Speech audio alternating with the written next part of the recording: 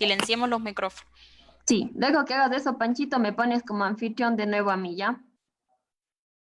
No sé cómo se hace eso. Ya, dale transmitir, ya te llamo a tu cel.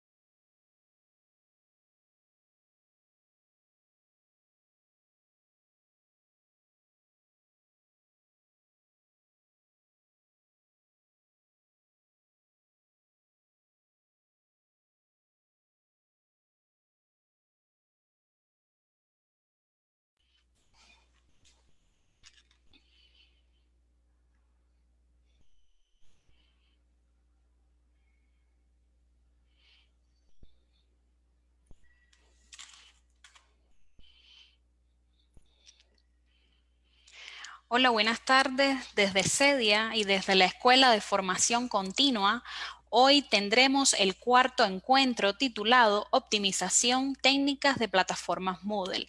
Y para ello nos acompaña el ingeniero Ernesto Pérez, magíster y actualmente coordinador del CECIR de CEDIA. Ernesto, buenas tardes.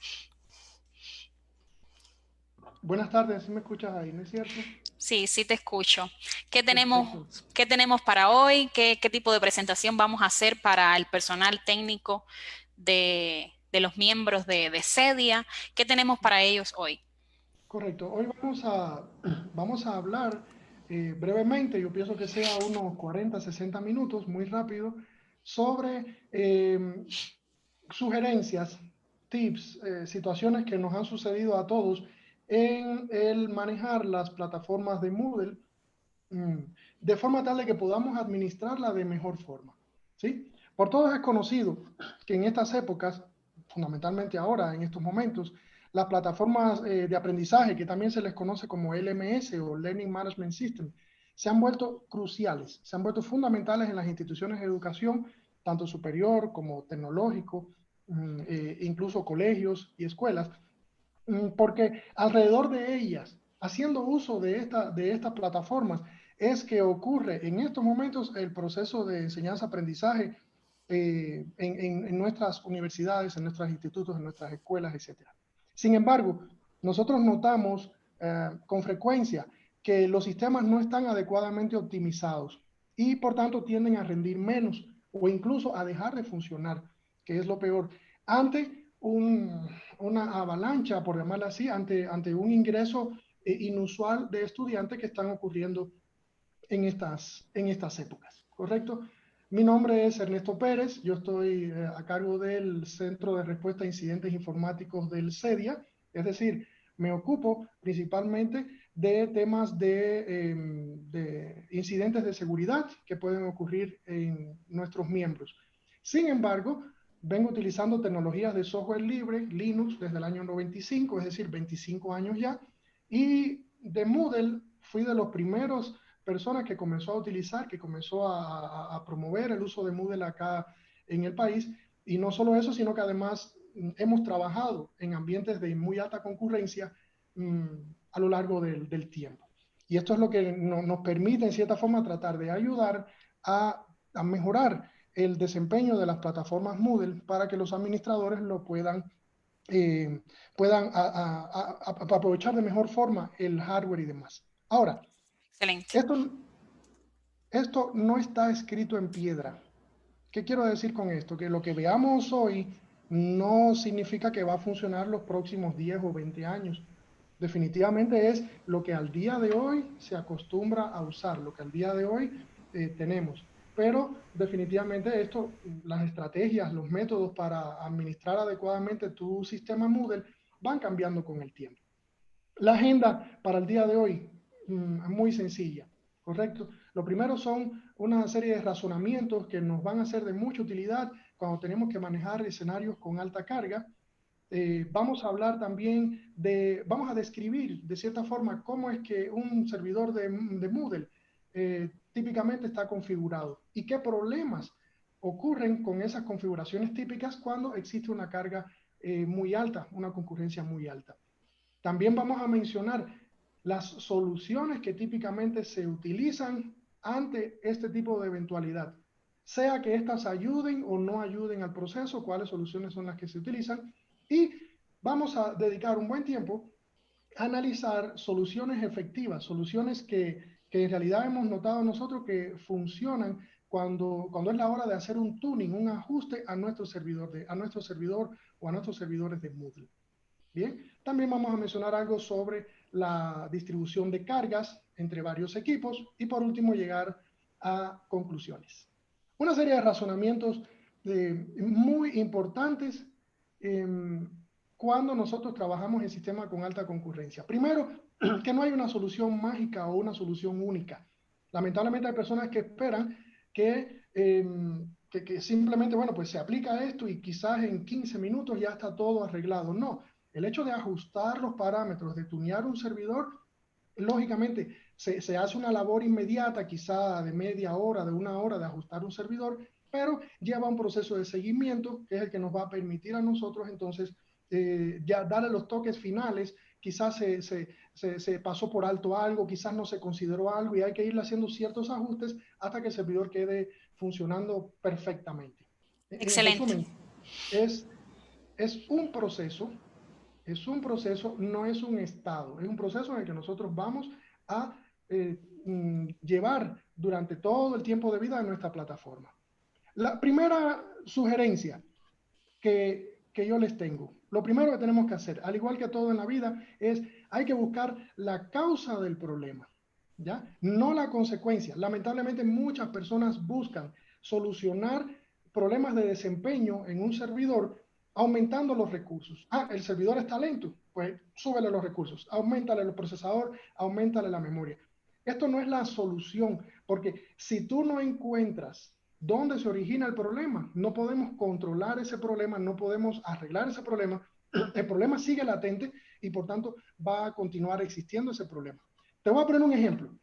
Si nuestro sistema Moodle demora varios minutos en abrir la primera página, tú entras al sistema y demora varios minutos en abrir la primera página, o en autenticar, pones el usuario y la clave y demora mucho tiempo, ¿ya? No logramos mucho con duplicar la RAM, con duplicar los procesadores, no logramos mucho con aumentar la RAM, nada por el estilo, ¿sí? Porque seguramente esto no es un problema de que le falta RAM al equipo. Si el sistema no te muestra la página, es que posiblemente el PHP no se está conectando a la base de datos. No se puede conectar, ¿por qué? Porque estará congestionada la base de datos, habrá que hacer algún ajuste en la base de datos, etcétera, ¿ya? Y por más que tú aumentes la RAM, por más que tú aumentes los recursos, no se va a solucionar este problema, ¿ya? ¿Qué pasa? Otro razonamiento que es muy importante, que es un principio que fue... Erne, perdón que te interrumpa, me dicen acá del público que si te puedes acercar un poco más al micrófono porque no se escucha tan alto o quizás subir un Ahí, poquito más el volumen. ahí me Ahí, escuchan. sí, Ya, probemos, ahí se perfecto. escucha más alto eso. Perfecto. Les hablaba, lo siguiente es el principio KISS. Es un principio que fue, digamos, ideado o, o empezado a utilizar en los años 60 en la Marina, en la Armada de los Estados Unidos. Principio KISS es el acrónimo de Keep it simple, stupid. Manténlo simple, amigo. ¿Ya? Es lo que significa. Puedes buscar en Internet, puedes buscar en Google. Yo no voy a pelear con Google. Puedes buscar principio KISS. Correcto. Si tú comprendes este principio a cabalidad, te será de mucha ayuda en tu carrera.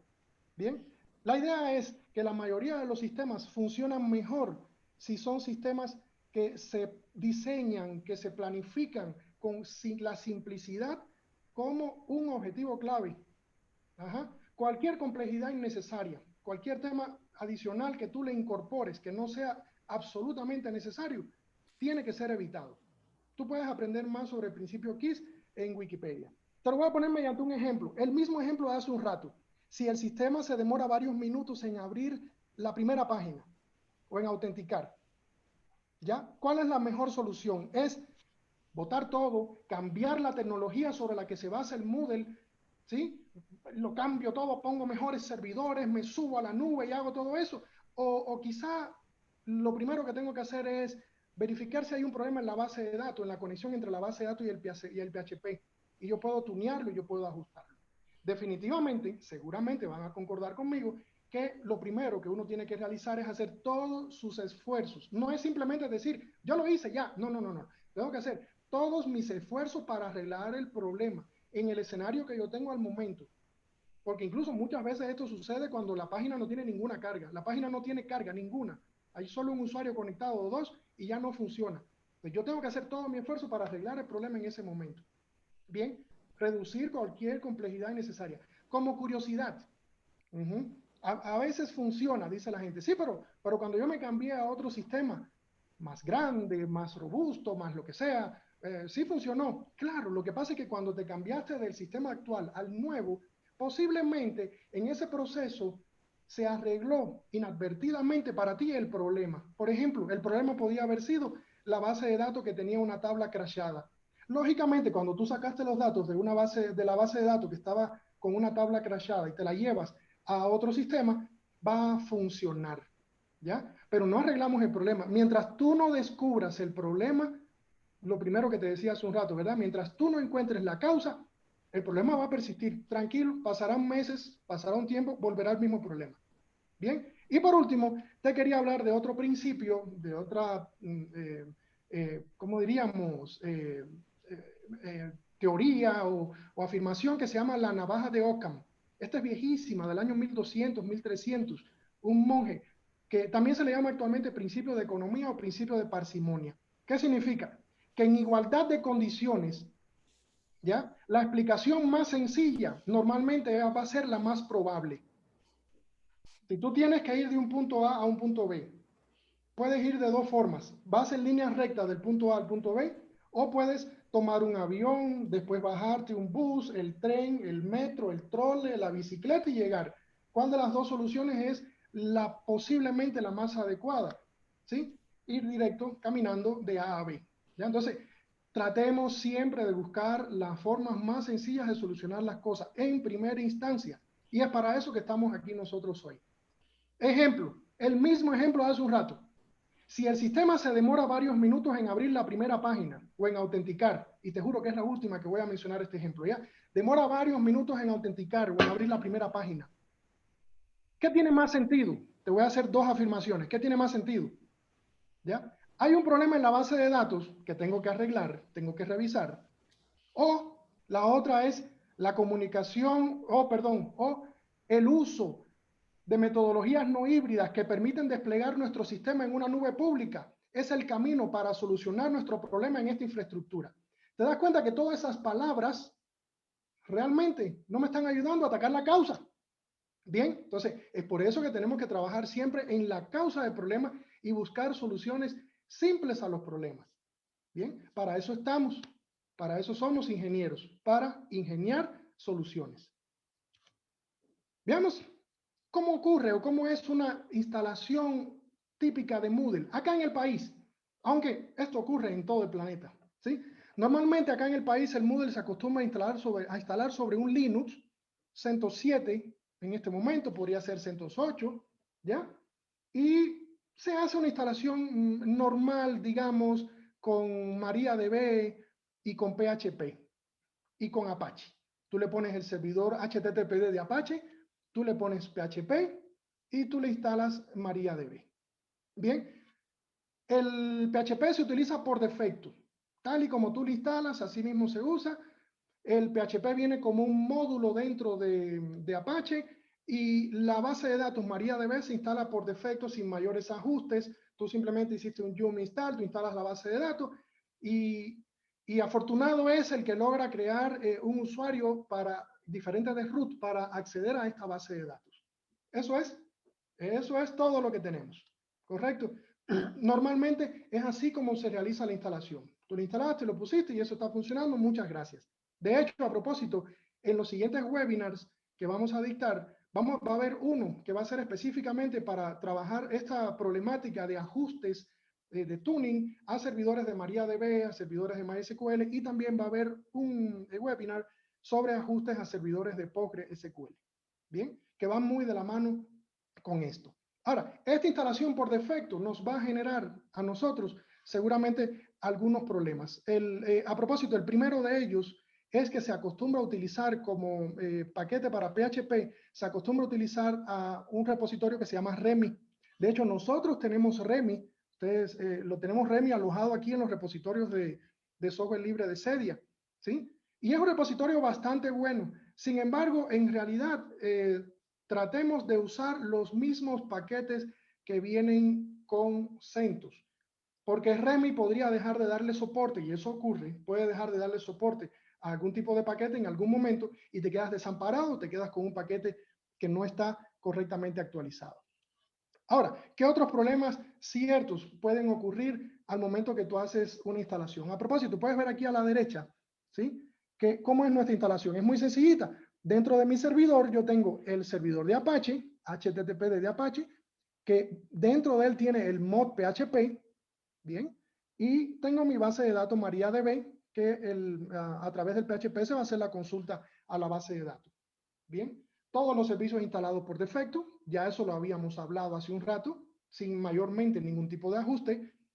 ¿Qué problema se nos presenta? En el Apache, particularmente, tenemos una curiosidad, y es que el Apache, por cada petición que le llega al servidor web, por cada petición que le llega al servidor web, él levanta un hijo. Eso es una técnica que él le llama preforking, prefork, ¿ya? Entonces, viene una petición, él levanta un hijo.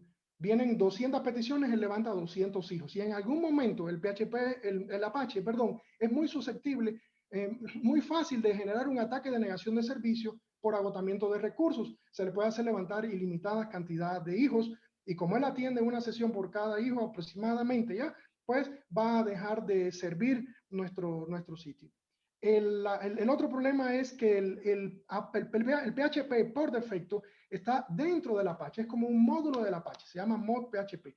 Así que para interpretar un script de PHP, muy sencillo, cada hijo de Apache tiene que levantar, junto con él levanta lógicamente el módulo de PHP, interpreta el script y se muere el hijo. Es decir, por cada petición él va haciendo eso.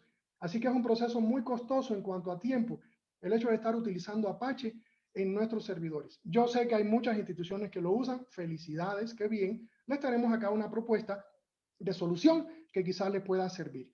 El otro problema que se presentan son respuestas lentas de MariaDB. Tú no sabes por qué MariaDB está respondiendo lento, qué está sucediendo, por qué está pasando, ¿ya? Vamos a ver algunas soluciones posteriormente. La solución que típicamente se adopta por las personas, bueno, vamos a verla dentro de un momento mejor, ¿ya? Otro problema que se nos presenta es alto consumo de recursos. En general, tú empiezas a notar que tu servidor tiene un alto consumo de recursos, consume mucho espacio en disco, el procesador no alcanza, la memoria RAM se agota. ¿Cómo vamos o cómo podemos solucionar eso? La solución no va a ser aumentando los recursos, porque si tú aumentas los recursos y no solucionas el problema, vamos a llegar al mismo problema en poco tiempo. Bien. Y un par de temas más es que las organizaciones no utilizan SSL, a veces no usan SSL para proteger la confidencialidad entre el cliente y el servidor, y eso no es bueno porque en estos momentos la gente está trabajando desde sus casas y demás, y hay redes que no controlamos por dónde pasa ese tráfico, ¿ya? Y la última posible o problemas comunes, que no es una lista exhaustiva, pretendo que sea una descripción más o menos de los problemas que típicamente se notan, es que todos los cursos se tienden a poner en el mismo sitio. Todos los cursos de mi institución en el mismo sitio. Entonces, ¿qué es lo que sucede? ¿Qué es lo que sucede? Que definitivamente perdón, un segundo. ¿Sí se está viendo la presentación, Yailin? No, Ahí, me avisa, por favor. sí. Ahí sí se está bien, ¿ya? Todos los cursos están en un mismo sitio. Como todos los cursos están en el mismo sitio, definitivamente, cuando hay un problema en el servidor, todos se van a ir del aire inmediatamente, no va a haber excepciones, es todo o nada, los tengo todo o nada. ¿Qué soluciones tradicionalmente se le han dado a muchos de estos problemas? ¿Qué soluciones tradicionalmente se le han dado a muchos de estos problemas? Primero, lo que ya les decía, lo más fácil, ¿verdad? Es aumentar los recursos que yo tengo, aumentar los recursos de RAM, aumentar los recursos de CPU que yo tengo. Como te indicaba anteriormente, si tú aumentas los recursos de RAM y CPU sin encontrar la razón del problema, definitivamente no vamos a solucionar el problema, lo que estamos haciendo es mitigándolo y además en estos momentos estamos echando dinero a recursos que son costosos cuando yo podía más bien haber arreglado el problema. Otra potencial solución que puede existir es el cambiarme a esquemas o a sistemas, a esquemas de infraestructura o a sistemas que son muy difíciles de dominar para la persona que está manejando el sistema Moodle en corto tiempo. Bien, por ejemplo, se me ocurre, tú estás usando MariaDB y de repente alguien te sugiere, ¿por qué no usas Postgres? Postgres es buenísimo. Sí, es bueno, es excelente. Pero con tú instalar Postgres, con simplemente instalar Postgres, tú no resuelves el problema. Para empezar, no encontraste si el problema era en si instalar MariaDB o Postgres. Para continuar, lo que te estoy diciendo acá, es muy difícil de dominar ahora esta herramienta que quizás tú no conocías, esta base de datos, quizás te sea muy difícil de dominar en un corto periodo de tiempo. Y si te da un problema ahora, en medio de todo esto, ¿sí? Tú aislado quizás que no puedes interactuar con personas y demás ya. Entonces, ten mucho cuidado con los cambios bruscos en este momento. Bien. Y pues otra solución que se acostumbra es mover los servicios hacia una infraestructura que hace cobro por recursos, ¿correcto? No sé si han oído ustedes hablar de infraestructuras que te dicen, yo te ofrezco 1.000.000 de queries por segundo y la base de datos te cobro 0.0001 centavo por cada query que se realice y tal cosa y demás. Parece bonito, correcto. Estos sistemas de cobro por uso de recursos en nubes públicas típicamente son maravillosos porque la primera probadita es gratis, ¿sí? Es más, el primer plan que tú adquieres es extremadamente cómodo. Incluso hasta te lo regalan, ¿sí? Porque lo importante es traerte, lo importante es amarrarte acá, ¿verdad? Pero a la hora del té, a la hora que las cosas empiezan a funcionar, ahí prepárate. A medida que tú empiezas a escalar en el consumo de recursos, ¿sí? Tú empiezas también a escalar en los gastos, en la misma medida aproximadamente. Esto no es malo por definición, ¿ya? Pero ten la certeza de que un sistema no optimizado, un sistema mal preparado, mal optimizado, escalará en el consumo de recursos mucho más rápido en cualquier otro lugar. Y lógicamente, si estás yendo a una plataforma de pago por uso de recursos, los costos van a ser muy altos en un corto periodo de tiempo. Así que siempre, en todos los escenarios, es mejor optimizar tu sistema para tratar de que el sistema esté lo mejor tuneadito, lo mejor funcional posible, y entonces yo puedo tomar la decisión de hacer lo que yo desee. Bien, veamos, por ejemplo, una serie de problemas que se nos producen con las soluciones tradicionales. Por ejemplo, el hecho de cambiarme a una infraestructura que ya no va a ser solo uno o un par de servidores, sino que yo armo una estructura un poco más grande. Bien, aquí tenemos un ejemplo. Mira, ¿cuál es la expectativa? ¿Qué es lo que tú ves aquí en la pantalla? Oh, tendré un sistema Moodle con servicios aislados, cada uno en una máquina virtual diferente, ¿ya? Si te fijas, voy a tener un balanceador. Los estudiantes van a acceder a la IP flotante que va a llegar a un balanceador y este balanceador distribuirá la carga entre 3 servidores web y estos 3 servidores web accederán a la base de datos que va a estar en un backend de alta velocidad. Te estoy mencionando palabras que son comerciales, no son técnicas, ¿sí? De muy alta velocidad, y los archivos se trabajarán a través de un storage en la nube que va a estar aislado y solamente va a permitir la comunicación entre estos servidores. Muy bonito todo esto. Esto es mi expectativa, ¿ya? Mi realidad, y aquí te voy, es, todo esto es perfecto, yo lo he hecho, a mí no me molesta, pero yo comprendo también los problemas que me trae esto. ¿Cuál es la realidad? Que ahora, además de tener que monitorear los problemas que tenía antes, los problemas de que no alcanzaban las conexiones en la base de datos, de que dejaba de responder la base de datos, por una razón que no encontré nunca, ahora también voy a tener que empezar a monitorear diversos sistemas que yo antiguamente no monitoreaba. Por ejemplo, yo puede que tenga firewalls localizados aquí en estos servidores. Me toca monitorear si estos firewalls localizados van a permitir acceder al balanceador. Voy a tener que monitorear que los paquetes para llegar de un equipo al otro no haya pérdidas, y si hay pérdidas voy a tener que lidiar con la red intermedia que hay entre los equipos en los cuales haya pérdida de paquete. En fin, tengo que monitorear que el balanceador verifique que los equipos están funcionando y demás, que me avise, ya sea él u otro sistema, que algún equipo dejó de funcionar para, ¿cómo se llama? Para poder tomar una medida. En fin, adicional al problema que tenía ahora, me estoy sumando yo un pequeño lote de problemas más, ¿ya? Pero vamos aún mejor, ¿sí? Vamos a ver esta realidad alterna. Esto es lo que tú planificas y esto es lo que normalmente tú obtienes, ¿ya? Está un poquito diferente, ¿verdad?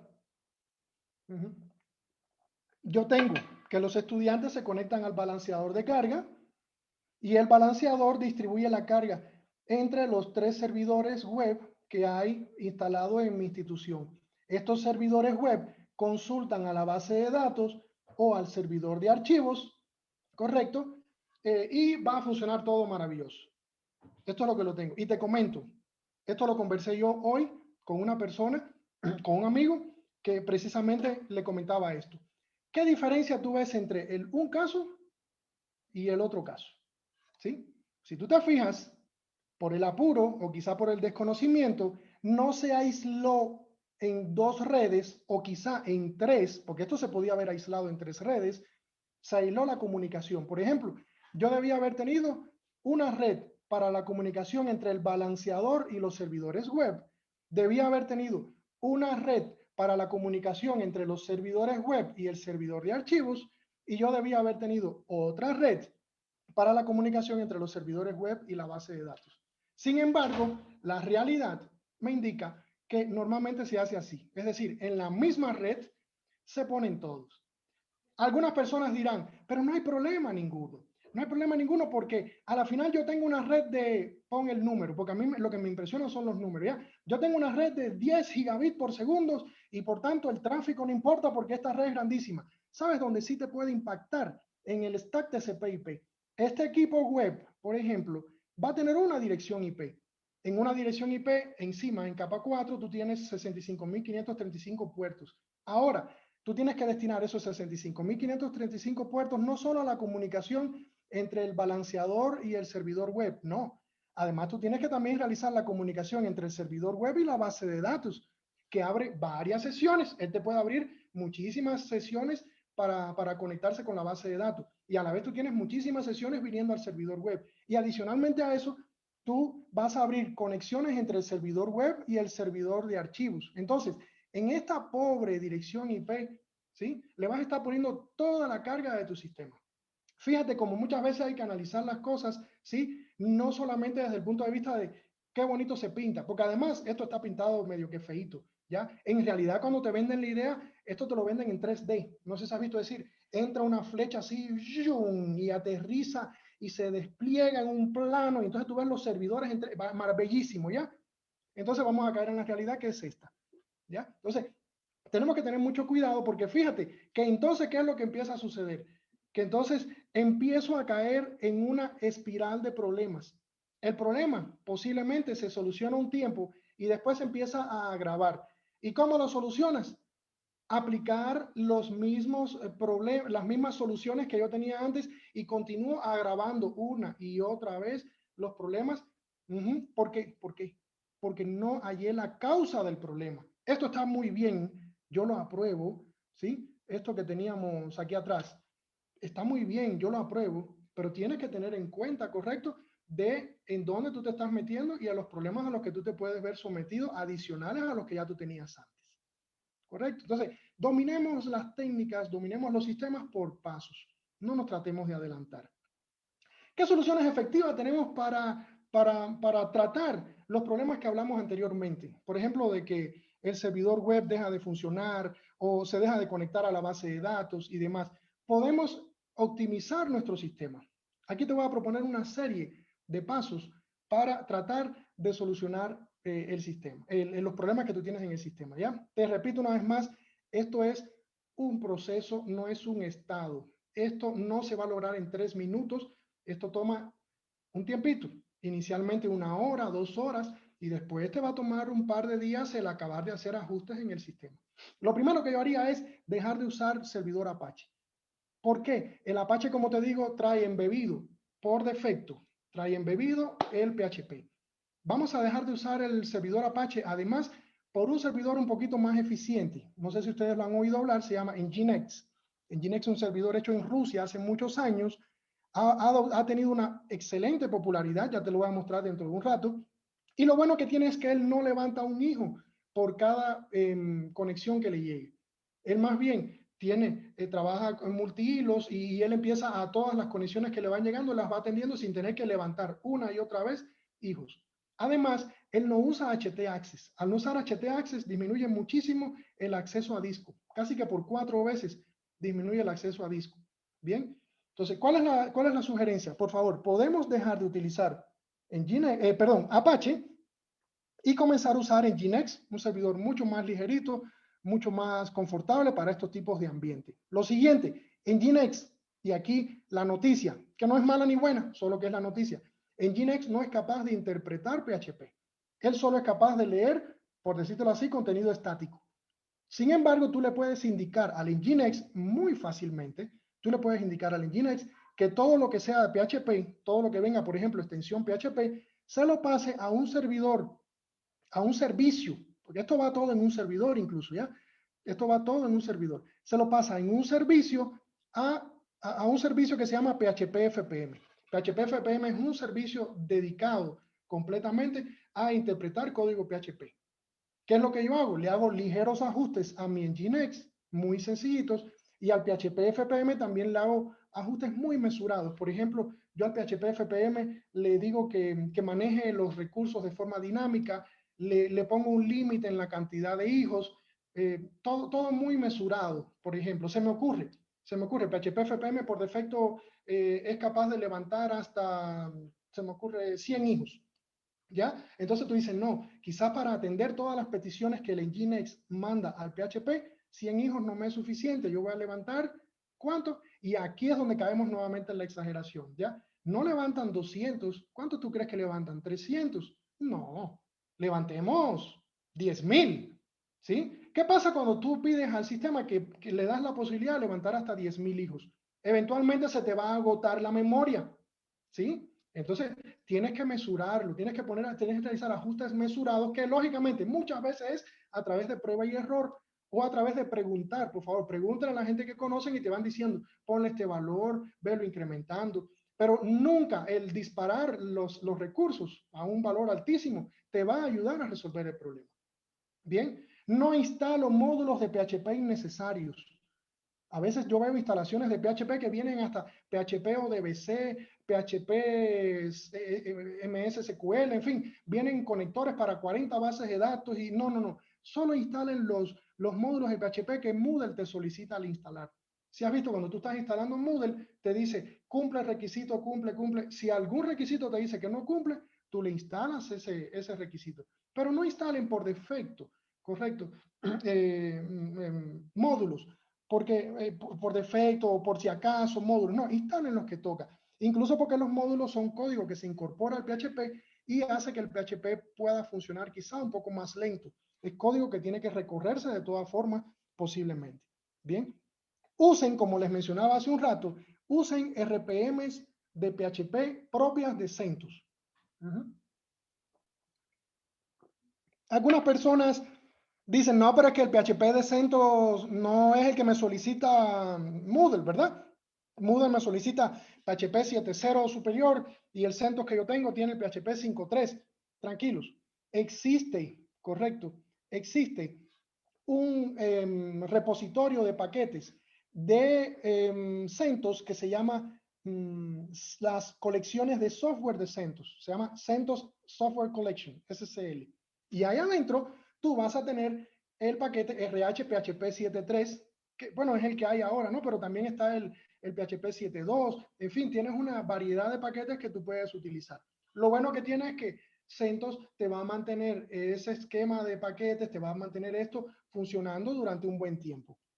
¿Ya? Algo interesante es, o que les sugerimos, es hay un paquete adicional, un módulo de PHP que se llama OPCache. El PHP OPCache lo que te permite es cachar los scripts de PHP.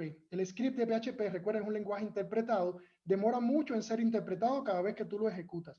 El OPCache te genera como un código intermedio. Ellos le llaman opcode, operational code, me imagino que sea ya. Te genera un opcode y ese código es infinitas veces más rápido de ejecutar que interpretar una y otra vez el código PHP. Por tanto, un buen administrador va a instalar el módulo de PHP que provee el servicio este de OPCache. Bien, sumamente importante. Eso te va a ayudar a mejorar mucho el desempeño del PHP en un servidor de alta carga. También para el SSL, algunas empresas o instituciones dicen, yo no tengo dinero para comprar ahora un servidor, un certificado SSL. Perfecto. Existe desde hace muchísimos años un certificado SSL promovido por Google. No sé si ustedes han oído hablar de Google, no sé si lo conocen. ¿Y por qué te lo estoy diciendo? Porque algunas personas dicen, pero ¿y qué será eso? Let's Encrypt, que es como se llama. ¿Quién será? No, realmente el Let's Encrypt es un certificado reconocido. Hay muchas organizaciones que han aportado dinero y tiempo para echar a andar este tipo de certificado que no tiene ningún costo. Lo único que te toca es realizar el proceso de renovación cada 3 meses. No pasa nada, porque tú puedes automatizar ese proceso y digamos se me ocurre 30 días, 40 días, tú puedes renovarlo, ¿verdad? Y te mantienes con el certificado renovado, automatizado, ¿ya? Y mejoras la confidencialidad entre el cliente y el servidor. Además de muchas cosas más que te puede brindar el SSL. Te sugiero también que tú trabajes con tu proveedor un servicio de prevención de ataques de DDoS. Esto es muy importante, ¿sí? Porque eventualmente ocurren este tipo de ataques. No es solamente instalar algo en mis premisas, en donde yo tengo mi servidor. No, el sistema anti-DDoS tú tienes que tratar de coordinarlo con tu proveedor porque es mejor, los ataques de negación de servicio son mejor prevenirlos lo más lejano de ti, por decirlo así, ya, es decir, mientras más cercano esté al atacante, mejor. Así que en el proveedor tuyo debes buscar apoyo para que te ayuden a implementar algún sistema anti-DDoS para prevenir ese ataque. Y, lógicamente, también deberíamos tratar de implementar un firewall de aplicaciones web, un WAF. Bien, esto lo puedes trabajar con tu proveedor si es que te ofrece el servicio de WAF, o podrías usar algún tipo de WAF open source. No son perfectos, pero si no te queda más remedio, podrías intentar investigar y usar algún tipo de WAF de ese tipo. Entonces, con esto, nosotros logramos mejorar muchísimo el desempeño de nuestro servidor. Aquí estoy hasta el momento en la parte de servidor web y de PHP, ¿verdad? En Nginx, PHP FPM, aquí adelante pongo un WAF, si es posible, y con el proveedor coordino algún tipo de protección anti-DDoS, si es posible. Y ya estoy mejorando bastante el performance y además evitando posibles ataques que puedan ocurrir. Sobre Nginx, por si acaso tienen un poquito de dudas, les muestro. Esta es al día 22 de abril tomado del sitio w3tech.com, ¿ya? Esto es los servidores web más populares, más usados, llamémoslo así, más que populares, más utilizados en el mercado, ¿ya? Este sitio se dedica a encuestar, a preguntar a los sitios web qué servidor web están ejecutando. Y resulta que el 38.9% de los sitios web corre en Apache. Antiguamente, les comento, era casi 2/3, era incluso más, era como el 70-80% de los sitios web corrían en Apache. Hoy día, bueno, el día 22, ¿no? El día 22 de abril, Nginx tiene el 31.9, casi el 32% de la cuota del mercado en lo que son servidores web. Entonces, si tú te fijas, entre ellos dos está la cosa. Nginx ha crecido mucho, nadie lo conocía hace algunos años, varios ya, ¿no? Y mira hoy cómo está. Te comento además que el tercero se llama Cloudflare, que es un CDN, un sistema de CDN, y Cloudflare usó durante mucho tiempo y actualmente se basa en cierta forma también en la misma tecnología de Nginx. Así que si tú te fijas, entre estos tres está toda la cuota de mercado de servidor web. Los demás ya son marginales, con menos de un 10% quizá de la cuota del mercado. Han ido algunos desapareciendo, bajando, y bueno, lógicamente otros van subiendo. Nginx en su sitio web, tú puedes verlo, te muestra métricas del desempeño que en comparación con Apache. Vamos a leer simplemente estas dos últimas filas, o la última si tú quieres ya. Por ejemplo, esto es un escenario, esta última fila, de 160 peticiones por segundo. Es un sitio con muy alto tráfico, 160 peticiones por segundo, ¿ya? Esto provoca que Apache realice 2.304.000 accesos al sistema de archivo. Y en comparación, en Nginx, en el mismo escenario, lo que realiza es 576.000 accesos por hora a un archivo. Es 4 veces menos, literalmente 4 veces menos. ¿Por qué? Te repito, porque el Nginx no maneja nada de lo que es htaccess, así que no hay que estar en cada carpeta, tener que buscar si hay un htaccess para interpretarlo y demás. Es extremadamente ahorrativo el Nginx en cuanto a accesos al sistema de archivos. Ahora, no es lo único. Hemos hablado del servidor web Nginx y del PHP FPM, pero nos falta la parte, digamos, de la comunicación entre el PHP y el MariaDB. Bien, ¿qué podemos hacer nosotros para mejorar el desempeño de nuestra base de datos? Si es MariaDB, por ejemplo, ¿ya? Lo que podemos hacer es realizar ciertos ajustes no exagerados, una vez más, ajustes necesarios quizás para la base de datos, como por ejemplo, uno muy importante es el query cache. Query cache lo que te permite es cachar en memoria los queries más populares, más utilizados por tu base de datos. Y además, yo puedo también ajustar ciertos parámetros de la base de datos que van a depender mucho de mi sistema.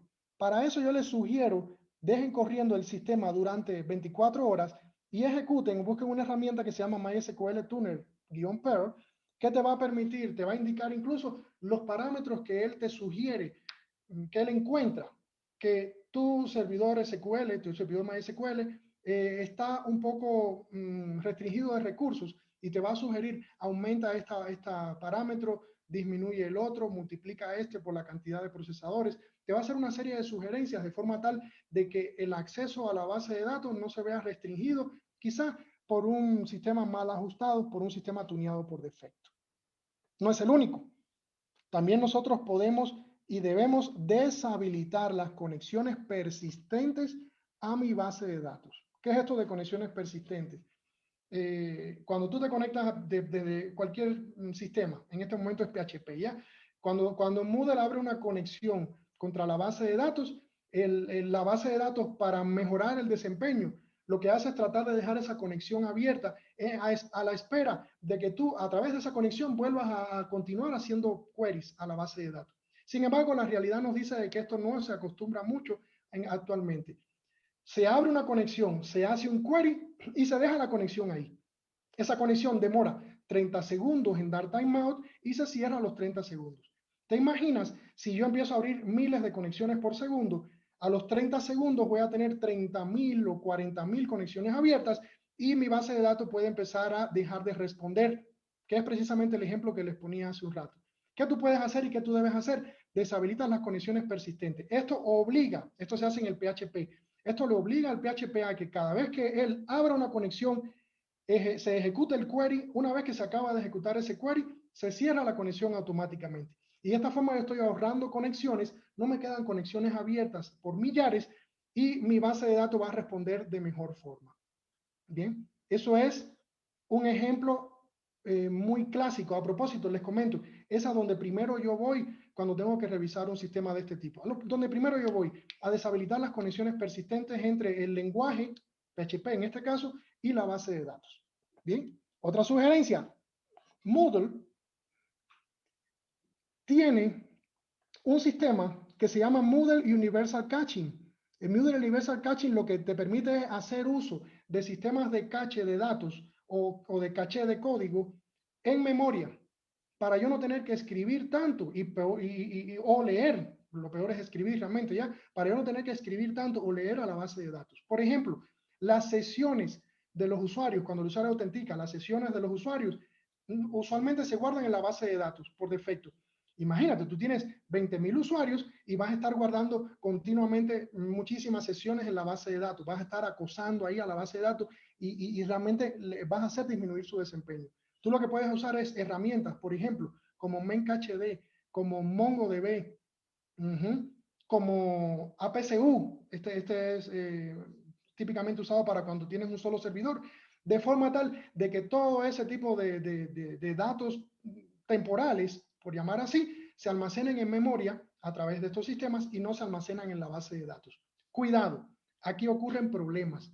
Y este es el asunto. Hay personas que dicen, sí, yo sabía cómo se hacía eso. Yo tengo MencacheD instalado, sí, no hay problema. Lo que pasa es que hay que tener mucho cuidado porque como esto corre en memoria, estos sistemas, normalmente se ponen valores muy modestos de memoria. Por ejemplo, se me ocurre, MencacheD puede empezar a correr con 32 megas de memoria para almacenar sus datos.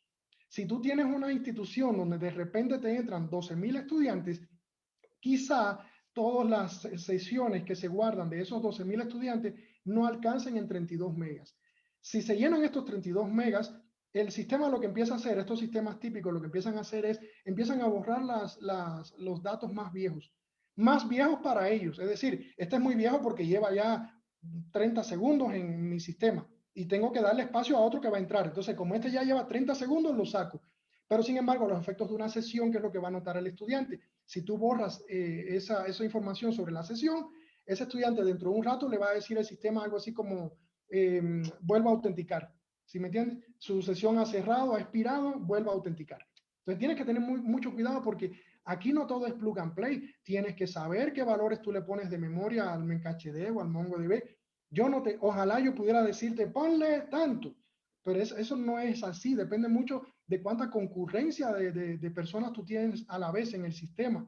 También depende de cuántas RAM. Aunque al momento realmente, si estamos hablando de 32 megas y tú quieres ese valor aumentarlo, tampoco es que va a afectar el desempeño del sistema porque tú lo pongas un poco más alto. Aquí evitamos exageraciones, porque entonces también tenemos a los exagerados que entonces ponen a MencacheD, le ponen 16 gigas para usar para su base de datos, ¿no? De memoria. Tampoco. Esto hay que irlo valorando, esto hay que irlo en cierta forma probando y verificando, monitoreando, hasta tú tener un valor que te va a servir y que te va a dar un espacio también para poder manejar cualquier incremento súbito. Tenemos que revisar el estado de las tablas de nuestra base de datos diariamente, sea la base de datos que yo use, Postgres, MariaDB, la que sea. Oracle también vimos en un momento, ¿ya? Tienes que revisar el estado de la base de datos, porque a veces sucede que una tabla se corrompe, y a propósito, muchas veces es la tabla esta de las sesiones, ¿ya? Una tabla se corrompe y entonces no se puede insertar o no se pueden hacer queries porque la tabla se demora mucho en recorrerse esa tabla, ¿ya? Y entonces, como no se puede insertar la nueva sesión, el estudiante no puede ingresar, viene otro estudiante, también se pone en cola esa petición de ingresar la nueva sesión y empiezas a notar eso de que la gente autentica y no puede pasar, ¿ya? Eso puede deberse también a una tabla que está crashada. Bien, entonces tienes que revisarlo. Y a propósito, se soluciona como te decía muchas veces. Si no la revisaste, nunca se te ocurrió esto, no hay problema. Cuando tú te migras a un sistema mejor, lógicamente al sacar los datos de uno y ponerlo en el otro, por ejemplo, te cambias de MySQL a Postgres, ya tienes que mover los datos de un lugar a otro, se me ocurre, simplemente, sin tú saberlo, arreglaste ese problema de una tabla crashada. Estos son ejemplos, ¿no?, de cosas que suceden.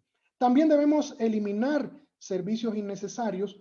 Tenemos un servidor que lo que tiene que estar corriendo es Nginx, PHP FPM, MariaDB, quizá MencacheD, por ejemplo, ¿ya?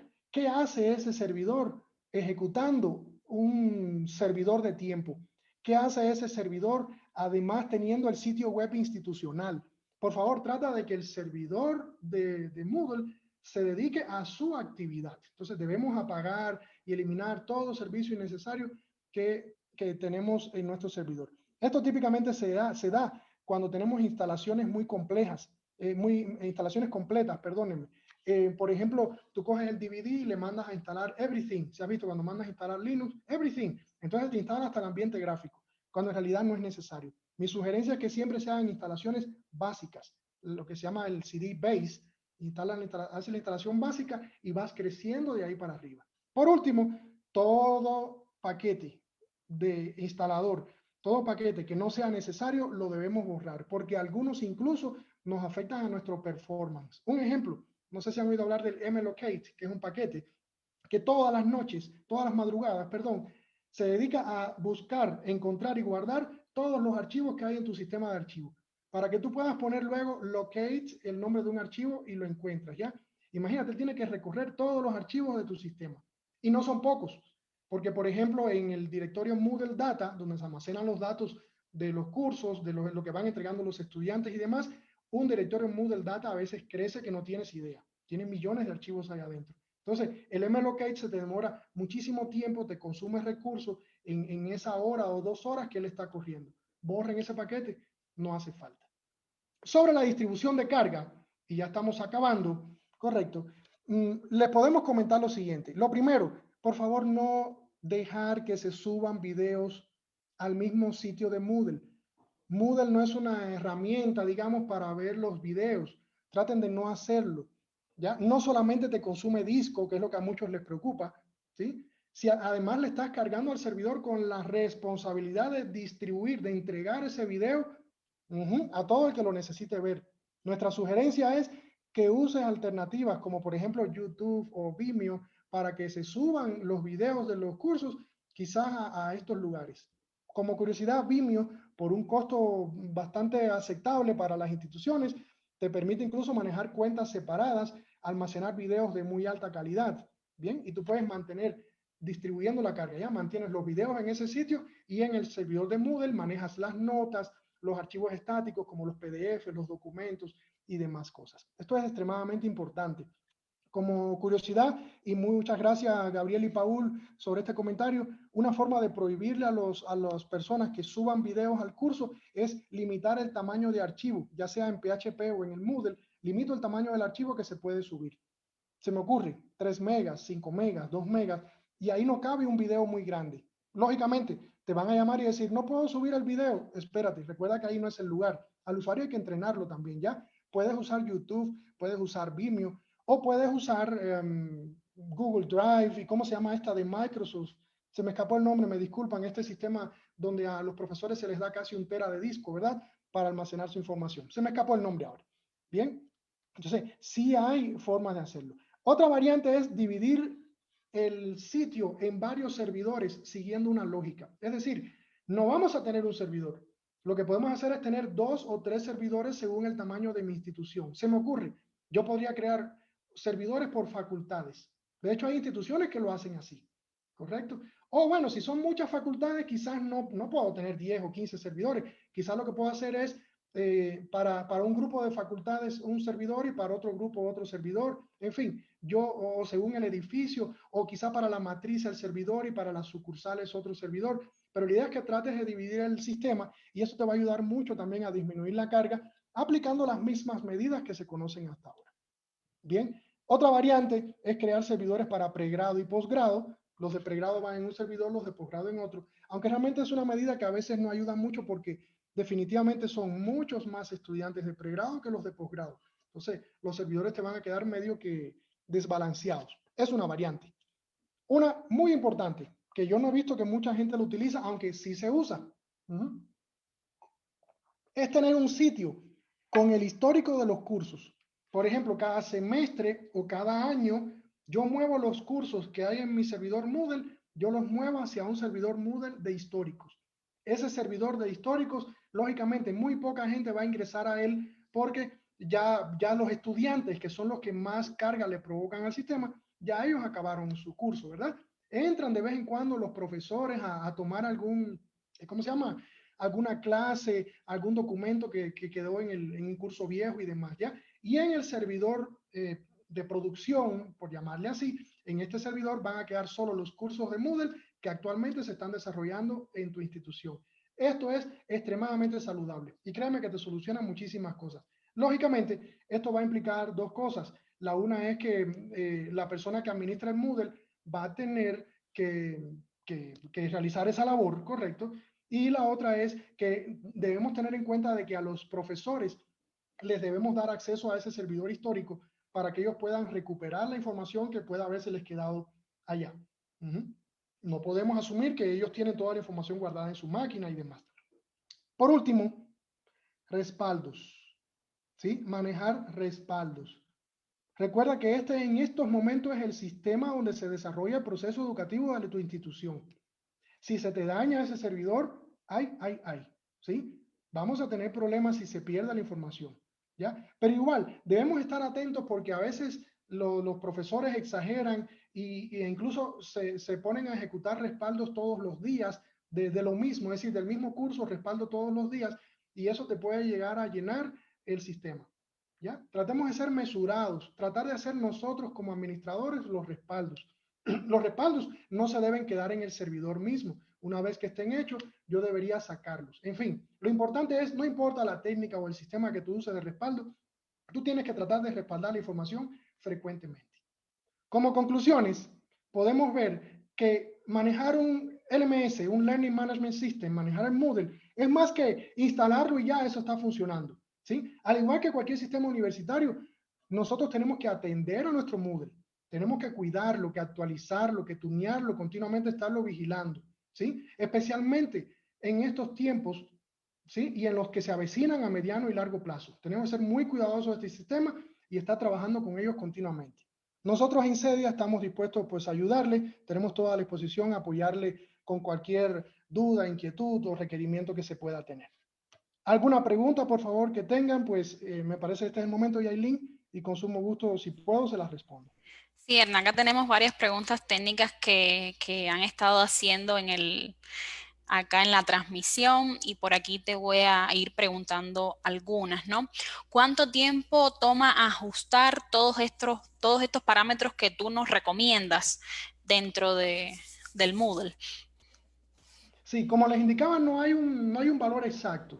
La experiencia nos indica que no debe superar de unas 2 a 4 horas que se haga el ajuste inicial. Y este ajuste inicial, si es que tú estás en un apremio, si es que tú tienes un problema, este ajuste inicial ya te va a dejar funcionar el sistema, seguramente. Pero depende mucho del tamaño de la base de datos, de la cantidad de estudiantes, de los recursos que se tienen en el servidor. Pero normalmente de 1 a 4 horas ya el sistema está ajustado, digamos, fundamentalmente ajustado. Y lógicamente de ahí en adelante ya entonces tenemos que empezar a trabajar ciertas cosas muy propias. No sé si te fijaste que el MySQL hay que dejarlo correr durante 24 horas para poder ver de verdad qué parámetros nosotros tenemos y podemos ajustar. Entonces, por lo menos va a pasar 24 horas hasta poder ajustar esos parámetros. Y posteriormente, imagínate, llegarán los estudiantes, se generará carga y entonces empezarán diversas cuestiones que quizás no se habían visto inicialmente. Cómo respaldarle, quizá es que ahora que entraron los estudiantes nos damos cuenta de que el PHP FPM, por ejemplo, tenía demasiados hijos o una cantidad muy pequeña de hijos, en fin. Como les digo, es un proceso, pero inicialmente así, de primera, posiblemente tome unas 4 horas hacer el primer ajuste. En dependencia de lo complejo del sistema, incluso se puede llegar a determinar de que ya no se puede hacer más ningún ajuste. ¿Y qué es lo que nos toca? Nos toca pasar a un esquema distribuido, empezar a planificar para distribuir en varios servidores y demás, ¿ya? Entonces, no hay un número preciso, por llamarlo así. Excelente. Tenemos otra pregunta por acá. ¿Aproximadamente cuántos estudiantes alcanzaría a atender con estas recomendaciones? Ejemplo, 10.000, 20.000 estudiantes, etcétera. O sea, estamos hablando de un sitio con bastante conexión, Sí, que tenga gracias. bastantes estudiantes. Sí, esa pregunta la estaba esperando, necesitaba que esa pregunta llegara, correcto. Pero realmente no hay un número preciso de cuántos se pueden atender. Sin embargo, hemos trabajado con instituciones en el pasado que manejaban por el rango de varias decenas de miles de estudiantes, 30, 40.000, ¿ya? Y hemos estado conversando con instituciones que manejan 56.000 estudiantes, por ejemplo, y con recomendaciones muy similares a las que se tienen aquí, se maneja el sistema sin mayor dificultad. Esto es, si tu institución tiene un número sobre ese valor o menor, perfectamente estas recomendaciones van a servir. ¿Bien? Perfecto. ¿Se pueden utilizar estas recomendaciones para otros sistemas que no sean Moodle? Sí se puede utilizar estas recomendaciones para sistemas que no sean Moodle, sí se puede hacer, sí, aplican en la mayoría de ellos. Sin embargo, nosotros vamos a dictar un webinar posteriormente sobre recomendaciones específicas para otro tipo de sistemas. Pero sí, en sentido general se pueden aplicar para todo sistema que incluya este tipo de técnica, ¿no? Se le llama LAMP, es decir, servidores Linux, Apache, MySQL y PHP. Se pueden aplicar. Ok, Paul Esteban Crespo nos pregunta que si existe la posibilidad de que los contenidos de un campus virtual en Moodle sean registrados en los resultados de búsqueda con Google o algún otro motor de búsqueda. Bueno, Paul, Esteban, sí, no es tanto del tema de tuning, pero sí, correcto. Sí se podría hacer, correcto. De hecho, tú le puedes autorizar al Moodle que le deje a Google acceder a esta información de tu Moodle para que puedan aparecer en los resultados de las búsquedas. ¿Ya? Ya, por acá nos pregunta Gloria García si con un sitio de alrededor de 10.000 estudiantes, con usuarios con un 20% de concurrencia, ¿es mejor mantenerlo con MariaDB o usar PostgreSQL? Gloria, aprovecho, te voy a dar la respuesta, ¿ya? Pero aprovecho una cosa, qué bueno que mencionaste hasta el número exactamente. El hecho de que una institución tenga un número de estudiantes, aprovecho tu pregunta nada más, ¿ya? Por ejemplo, el hecho de que tu institución tenga 40.000 estudiantes no significa que los 40.000 van a entrar a la vez. Lo normal es que en momentos picos puedan entrar una quinta parte de ellos, precisamente para lo que tú decías, ¿verdad? Un 20%. Así que una institución que ingresen, por ejemplo, 20.000 estudiantes, se puede manejar perfectamente con MySQL, se puede manejar perfectamente con MariaDB. Te voy a hacer un poco más claro incluso. El tema aquí no es si usar, algunas personas dicen que MySQL es más fácil de manejar, otros dicen que sí, pero que el Postgres es más performante. En realidad se comportan bastante por ahí. ¿Sí? Y el número que me estás mencionando no es un número muy grande. Perfectamente se puede manejar con MySQL, incluso valores aún mayores, ¿ya? Que los estudiantes que tú mencionabas. Buenas tardes, Ernesto. Con la solución planteada, ¿hasta cuántas conexiones se podrían tener sin que colapse la plataforma? Justo lo que, más o menos lo que se mencionaba. Depende mucho. La pregunta la voy a tomar quizás un poquito más abierta, ¿ya? Pero sí, depende mucho no solo de los estudiantes que tú tengas, ¿ya? Como te decía, por ejemplo, una solución muy similar a esta la tiene una institución con más de 50.000 estudiantes, ¿correcto? Lógicamente, el 20%, es decir, una quinta parte son los que entran concurrentemente, calcula, sería unos 12.000 estudiantes que entran concurrentemente a la plataforma. Y es una solución muy similar, muy similar. En el caso de ellos lo que usan no usan MySQL, sino Postgres, pero te repito, el impacto no debe ser gigantesco en este caso. ¿Ya? Debe ser capaz de escalar bastante. Depende mucho también de cuánto tiempo los estudiantes están en el sistema. ¿Ya? Depende mucho de lo que el estudiante realiza dentro del sistema. Te voy a poner una situación mínima, que no es el caso, ¿ya? Pero supón que tu curso, el curso que tú tengas para los estudiantes, contenga 2 PDFs, ¿ya? Se me ocurre, tiene 2 PDFs. No es lo mismo, porque hay profesores que suben PDFs, ¿no? 2, 4, 5, 10 PDFs. No es lo mismo al profesor que entonces se esmera en subir no solo 10 o 2 o 3 PDFs, sino además generar páginas y generar diversas actividades, encuestas, etcétera. Entonces, depende mucho de cuánto tiempo tú le hagas estar al estudiante dentro del curso, ¿ya? No es un número pequeño, les comento, incluso para el país, para la realidad de la mayoría de las universidades del país, este valor debe funcionar bastante bien, ¿correcto? Dentro de lo que les acabo de indicar. Perfecto. Otra pregunta que tenemos por acá es que si es recomendado tener el servidor fuera de mi data center, por ejemplo, fuera del país, teniendo en cuenta que el data center cumple con los estándares. Me decías al inicio que que sí es Sí es recomendado, decías. recomendado, sí, Ya. a pesar de que si el servidor cumple con los estándares, que sí es recomendado tenerlo fuera, o sea, tener el Moodle fuera de su data center. Por ejemplo, aunque el data center cumpla con los estándares, ¿no? Ya, que cumpliendo con los estándares del data center. Exacto. A ver, la respuesta igual depende mucho, correcto. En principio yo te podría decir, sí se puede tener fuera del país, correcto. ¿Por qué? Porque esto no es una comunicación de voz. En el Moodle la persona está accediendo al sistema, da clic y él no nota, cuando da clic, él no nota si es que han pasado 90 o 100 milisegundos o han pasado 40 milisegundos. ¿Correcto? Si es que está cumpliendo, se puede hacer. Igualmente hay personas que prefieren tenerlos dentro del país, ¿correcto? Por una situación de que quizá conocen o tienen relación directa con la empresa que administra esos servidores, aunque hay empresas que alojan fuera del país y tienen presencia acá. Quizá incluso porque lo quieren tener dentro de su propia institución. Hay muchas universidades que lo manejan dentro de su propia institución, ¿ya? Depende mucho en realidad. Lo importante aquí es tunear el servidor y aprovechar a lo máximo, aprovecho la pregunta, al máximo el hardware que se me provea, ¿ya? Ese es mi objetivo. No estamos ahora para estar gastando en hardware o en recursos que no vamos a utilizar. Todos los recursos que se nos provea, tenemos que tratar de sacarle el máximo. Perfecto. Seguimos teniendo preguntas técnicas, te cuento. Acá hay un montón de dudas que están teniendo los usuarios. Ya, con gusto. A ver, ¿cómo se vería afectado la instalación de Nginx más PHP más Moodle dentro de un contenedor como Docker? No, no se debería haber afectado en principio.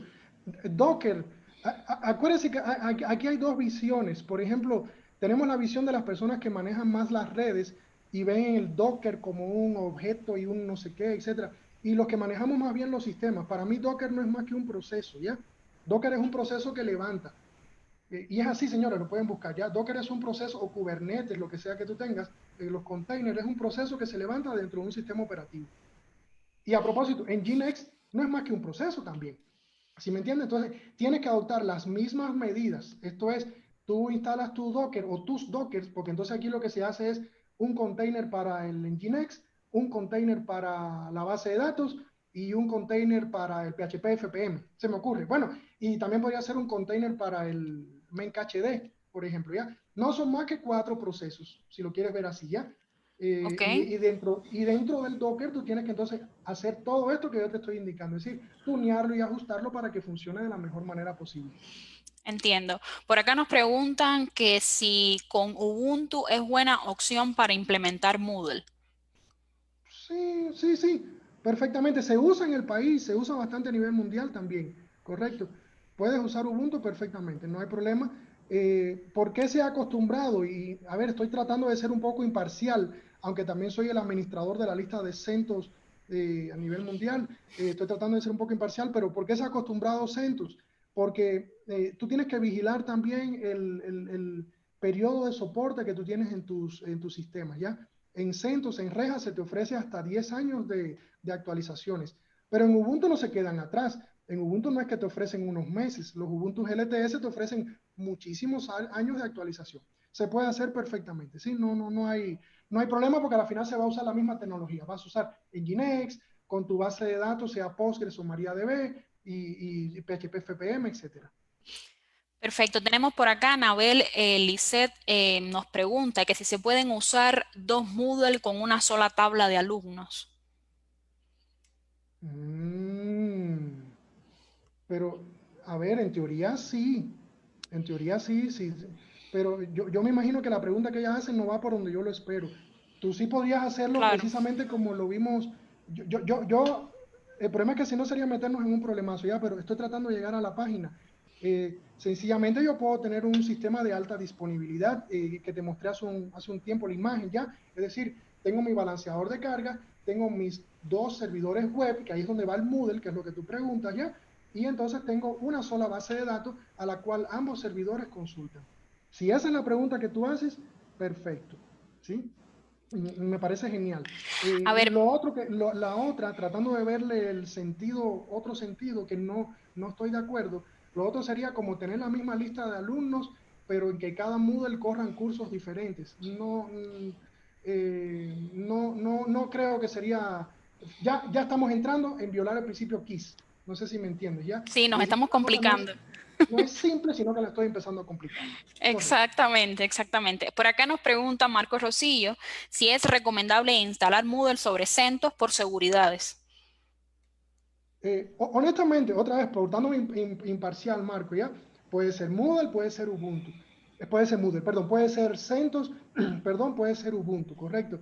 Lo único que tú tienes que vigilar es, esto lo veo yo más bien en las clases de Linux, ¿qué tú tienes que mirar cuando tú decides usar Ubuntu o CentOS?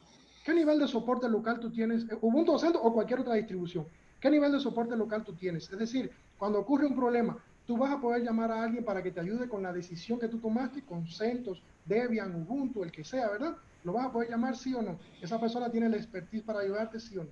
Y lo otro es cuánto tiempo de actualizaciones yo tengo, ¿ya? Si el Ubuntu, si el Ubuntu que yo voy a usar le quedan un año de actualizaciones, no es porque sea Ubuntu, sino porque le queda un año. Quizás esa versión yo no debería usar, ¿ya? O por ejemplo, hoy, al día de hoy, yo por comodidad lo que haría sería tratar de instalarlo en CentOS 8. ¿Por qué? Porque CentOS 8 salió hace menos de un año, va a cumplir un año ahora. Y si tengo 10 años de soporte, me quedan 9 años todavía, digo soporte, 9 años de actualizaciones.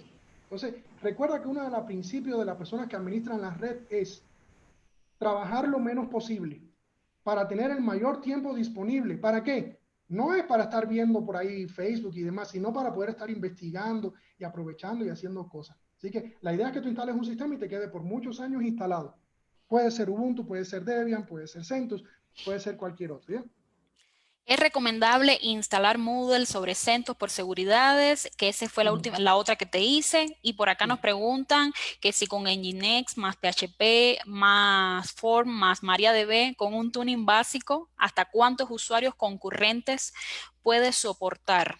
En un Sí, hardware algo de 8 parecido. procesadores, 16 GB de RAM, ya nos están poniendo casos más, es decir, Sí, casos más sí, es puntuales. más o menos, les comento, la respuesta va a ser más o menos la misma de hace un rato, es decir, depende mucho. Depende mucho de la actividad que va a realizar el estudiante dentro del Moodle, correcto. Pero créanme que me dijiste 8 procesadores, ¿cuántos de RAM? 16. 16 GB de RAM, 8 procesadores.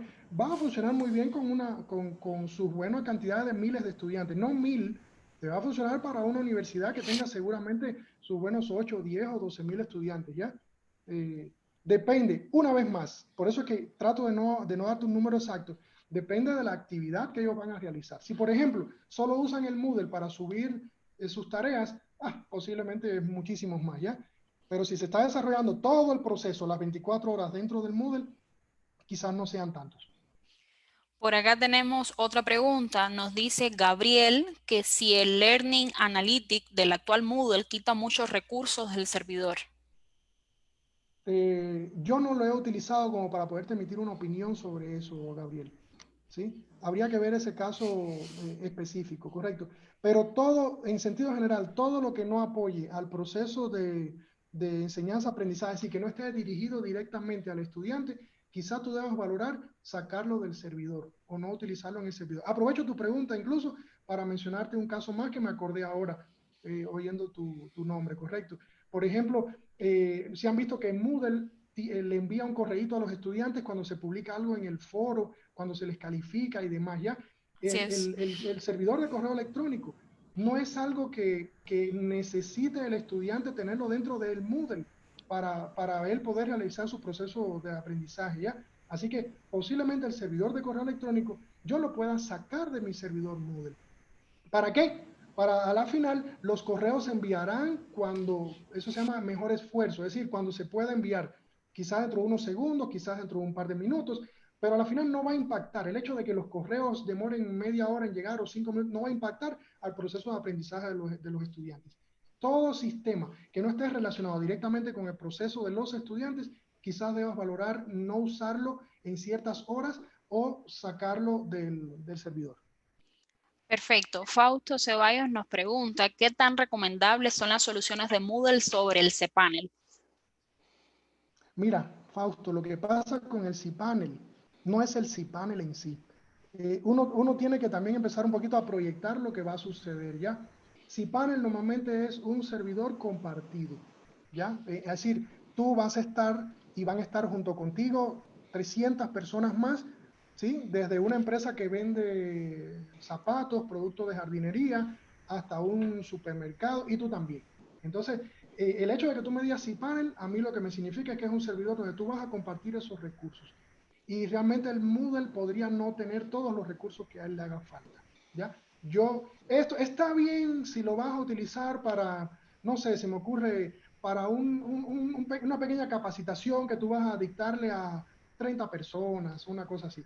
Pero si estás hablando ya de un colegio, de un tecnológico, de una universidad, no es el lugar, ¿sí? Tú deberías buscar un servidor dedicado a eso o una máquina virtual dedicada a eso. De hecho, ya casi nadie te instala Moodle en un servidor, ¿ya? Todo se instala sobre máquinas virtuales que se te garantizan cierta cantidad de recursos. Perfecto. Por acá tenemos Diego Guevara, te manda saludos y nos pregunta que si hay conflictos con las versiones del servicio de PHP y Nginx. No debería haber mayores conflictos. No, pero me ves así pensándolo, no es porque te voy a inventar nada, sino porque hay cosas que han ocurrido, pero no debe haber mayores conflictos, ¿ya? Porque lo que se usa es una conexión a través de un socket que se abre, por ejemplo, ¿ya? Entonces, simplemente en Nginx le envía a quien tú le digas, realmente a él no le interesa si es PHP o lo que sea, o lo que él le envía, porque tú le dices todo lo que diga PHP, pásaselo a este socket o a esta IP en este puerto, ¿ya? Y la respuesta que te da ese sistema, el Nginx lo recibe y se lo muestra al usuario. Si te fijas, realmente a él ni le va ni le viene mucho el hecho de que sea PHP o una versión de PHP, etcétera, ¿ya? Y solo me quedé así pensando hace un rato porque no es un tema de conflicto, pero hubo un problema hace no más de un año, y se los dejo advertido, en el cual Nginx estaba formando mal, en cierta forma estaba formando mal los datos que le enviaba al PHP, ¿correcto? Y eso provocaba que se pudiera atacar a la instalación tuya, no es Moodle, es cualquier cosa, ¿ya? Cualquier cosa pudiera ser atacada o pudiera extraerse información a través de eso. Así que si ustedes vienen usando Nginx hace más de un año, mi sugerencia es que sí traten de actualizar el Nginx, ¿correcto? Pero es para evitar este problema de seguridad. Conflictos en sí no hay.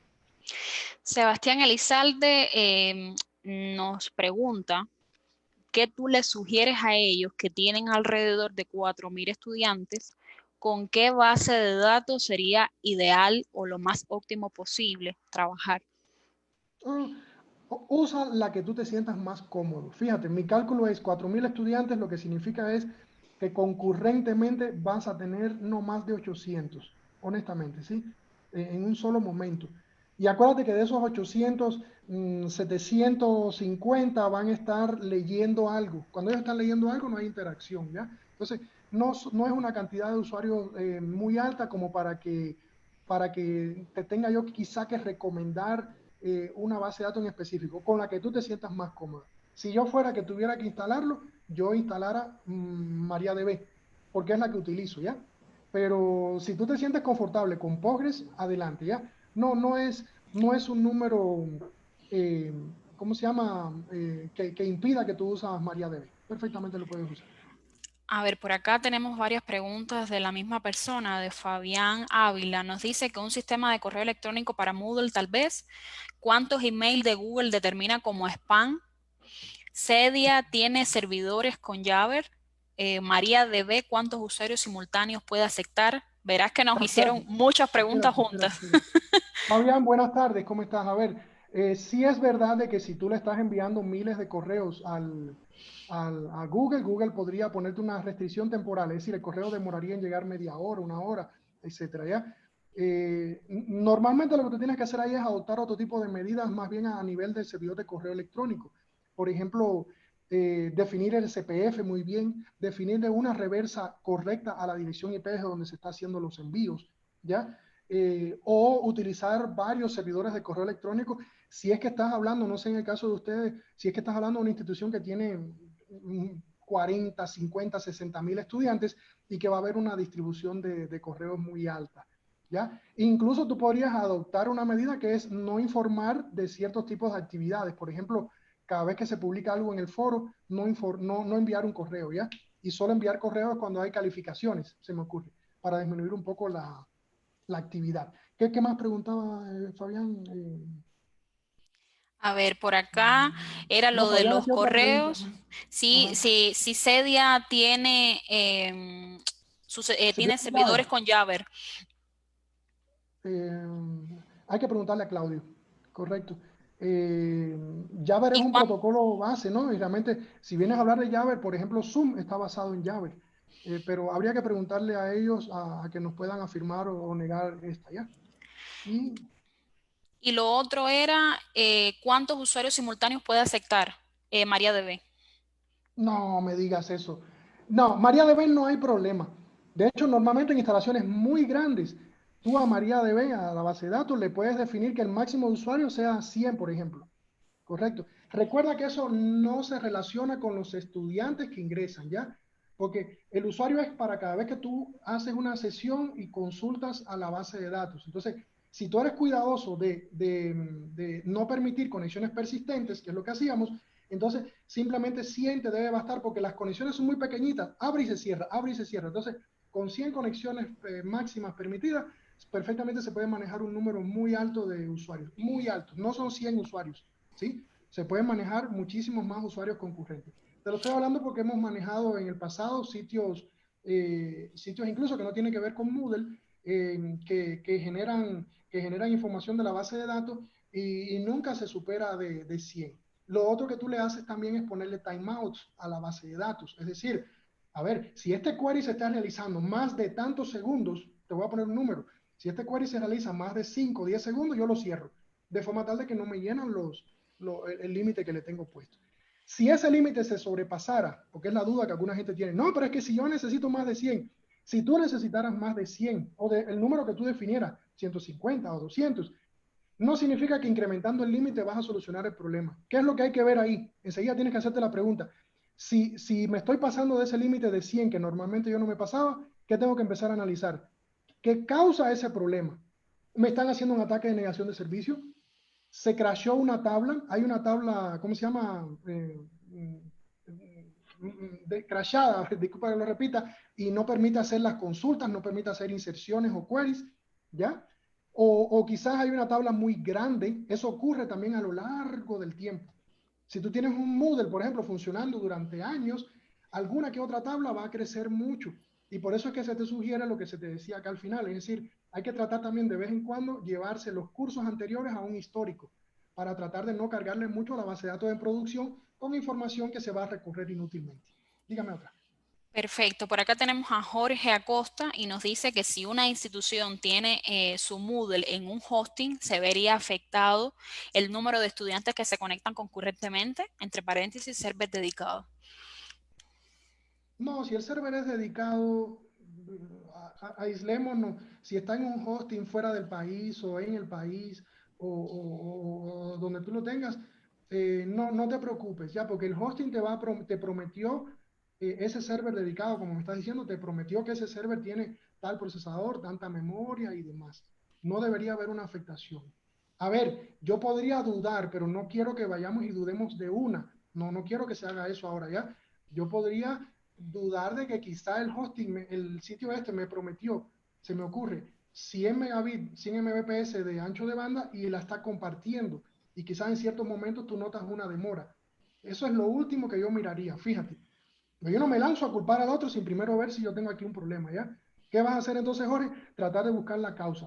Está una tabla crashada, estoy cerrando apropiadamente ¿cómo se llama? Los queries no son persistentes. tú empiezas a revisar eso, ¿correcto? Lógicamente, a ver, si tú tienes 10.000 estudiantes y solo se te ha asignado un procesador y 4 gigas de RAM, posiblemente por ahí está el problema, ¿ya? Porque por más que tú lo tunees, ya en estos momentos, en 4 gigas de RAM, ¿cómo se llama? Con un procesador quizás no quepan de los 10.000 estudiantes, 2.000 concurrentes. No va a caber, ¿sí me entiendes? Son las cosas que yo tendría que ir mirando. Erne, una de las preguntas o algo muy común que suele pasar en estos momentos es que, bueno, sabes que hay muchas clases que se dan por Zoom y que las personas tienden a tener dudas si cuelgan ese video directamente dentro de la plataforma o sencillamente lo generan desde otro software, desde otra aplicación. ¿Cuánto recurso puede consumir esto dentro del Moodle? ¿Cuál es la recomendación más viable hacia las instituciones que tienen este problema? Sí, lo que se les indicaba anteriormente, traten de no poner los videos dentro del mismo Moodle, ¿ya? Porque la gente lo que hace es graba, por ejemplo, graban esta conferencia en Zoom y la suben al Moodle, ¿correcto? Entonces, eso no es muy recomendado porque, como te decía, el Moodle va a estar actuando también como un servidor de distribución de contenidos de video y de audio y demás, ¿ya? Traten de distribuir la carga, es bueno distribuir la carga. Como les decía, lo puedes subir en YouTube, lo puedes subir en Vimeo, lo puedes subir en Google Drive, si sería el caso, lo puedes subir, como te decía, en esta plataforma de Microsoft, caramba, no logro recordar el nombre, si alguien me ayuda, que las universidades muchas las tienen y cada profesor se le asigna un tera de almacenamiento. Entonces, ¿qué puedes hacer? A uno de esos lugares tú subes el video, ¿correcto? Y tomas el enlace y solamente pones el enlace en tu curso de Moodle, ¿ya? Y así no le estás golpeando, no le estás cargando al Moodle con espacio que se va a utilizar ahí y además con la labor que él tiene que hacer de distribuir ese video, ¿no? A decenas, cientos de estudiantes. Perfecto. Edna, entonces a modo de conclusión, tú como coordinador del equipo de respuestas de incidentes computacionales de CEDIA, que estás adaptado a lidiar con estos temas de seguridad a diario, ¿cuáles son estas sugerencias básicas que pueden tener o que les puedes dar a todos los técnicos en cuanto a aspectos de seguridad del Moodle, básico que no les puede faltar? O sea, que lo tienen que tener por ley, activados dentro de su Moodle. Si es posible activar autenticación en 2 etapas, aunque eso es muy difícil, o delegar quizás la autenticación a algún sistema de federado, ¿correcto? Sobre todas las cosas, mantener el Moodle actualizado. Es muy importante mantenerlo actualizado porque nos ayuda con temas de desempeño. A la final, recuerden que la seguridad se basa en 3 pilares: la confidencialidad, la integridad y la disponibilidad, que es la que De la casi nadie mira, información. y por Así eso es. estamos mirando mucho esto aquí. Tú lo mantienes actualizado tu sistema Moodle y estás evitando problemas de seguridad preexistentes que te pueden aprovechar para ingresar a Moodle, pero además estás seguramente obteniendo una versión que tiene correcciones en el desempeño y que seguramente te van a ayudar muchísimo. Y por último, bueno, también mantener tu sistema operativo actualizado y, como les indicaba, de ser posible, pongan un WAF delante de Moodle. CEDIA, por ejemplo, a las instituciones miembros de CEDIA les ofrece esa oportunidad de tener un WAF frente a Moodle para tratar de minimizar o mitigar la posibilidad de que ataquen nuestros sistemas. Y, como les decía hace un rato, respaldos continuamente. Es decir, cada vez que tú creas necesario, una vez al día o como sea necesario, respaldos, porque los incidentes de seguridad no es que no te van a ocurrir. La pregunta mía es, ¿cuándo te van a ocurrir? Y lo importante es que el día que te ocurran, tú estés preparado para reaccionar de la mejor forma a este incidente.